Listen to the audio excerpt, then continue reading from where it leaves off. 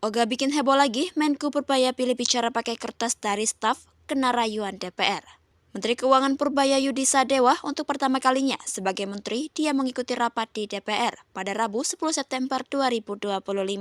Purbaya mengaku bahwa dia memang pertama kali rapat di DPR sebagai menteri. Namun rapat DPR sebagai jabatan lain sudah dia lakukan berkali-kali. Sehingga wajah Purbaya ini tidak asing bagi para anggota DPR, khususnya Komisi 11.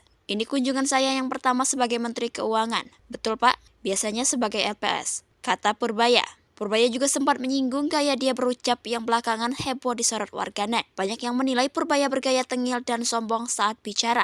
Namun Purbaya sendiri di lingkungan kerjanya disebut kerap berbicara bergaya koboi. Kalau waktu ketua LPS saya katanya ngomongnya kayak agak koboi. Sekarang nggak boleh saya, kata Purbaya. Saya baru merasakan dampaknya, rupanya beda. Sambung dia tertawa direspon serupa oleh para anggota DPR. Kapok omongannya bisa menyinggung orang tanpa sengaja, Purbaya memilih bicara dalam rapat menggunakan kertas pidato yang disiapkan stafnya. Sontak hal itu turut menimbulkan gelak tawa dari orang-orang yang hadir di DPR tersebut.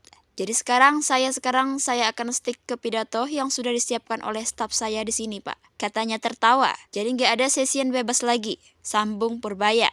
Namun rupanya pihak DPR Komisi 11 ini sama sekali tidak mempermasalahkan gaya bicara Purbaya yang koboi. Bahkan anggota DPR juga membujuk Purbaya untuk ikuti rapat sesuai gaya bicara aslinya tanpa ditahan.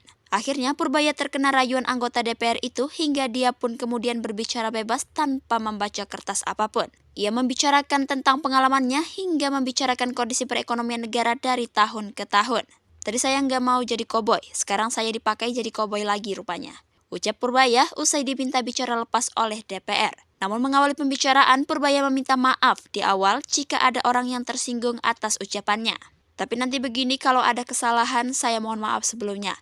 Nggak selip, tapi betul, katanya. Tapi gini, mungkin beberapa kalangan akan tersinggung dan saya minta maaf kalau ada yang tersinggung.